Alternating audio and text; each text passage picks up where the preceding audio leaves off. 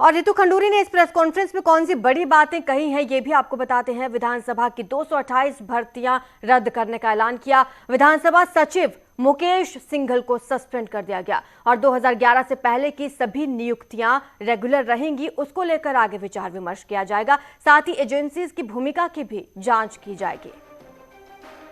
तो चलिए आपको सुनवाते हैं कि हरीश रावत ने इस मामले में क्या कुछ कहा है।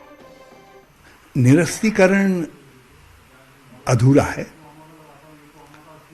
और मैं समझता हूं रिपोर्ट भी अभी अधूरी है। इसका एक पक्ष और होना चाहिए। और मगर निरस्तीकरण जिन नियुक्तियों का हुआ है उनमें राज्य के वित्त मंत्री भी हैं, उसमें राज्य के और महत्वपूर्ण लोग भी हैं। केवल उन लोगों के प्रभाव से हुई नियुक्तियों के निरस्तीकरण से काम थोड़ी चलेगा। तो आपने सुना कि हरीश रावत ने इस मामले पर क्या कुछ कहा और उन्होंने ये भी बयान दिया कि ये सब इनफ नहीं है और आगे किस तरह से कार्रवाई होगी उस पर भी नजर बनी रहेगी। विधानसभा की 228 भर्तियां फिलहाल रद्द कर दी गई हैं, लेकिन इस निरस्तीकरण की प्रक्रिया को उन्होंने आधा अधूरा बताया है।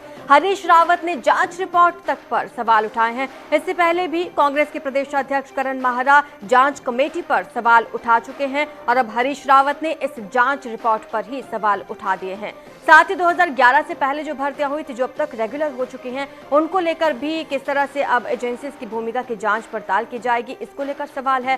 साथ ही नियुक्तियों में जो जमकर धांधली हुई उसको लेकर भी लगातार विपक्ष हमलावर है।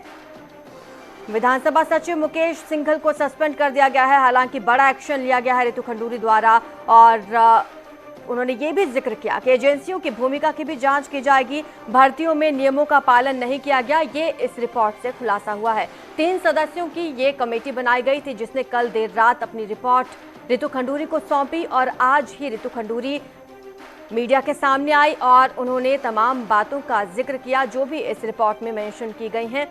उन्होंने बताया कि अनएथिकल ये भर्तियां रही और इनमें से 228 भर्तियों को निरस्त किया जाएगा।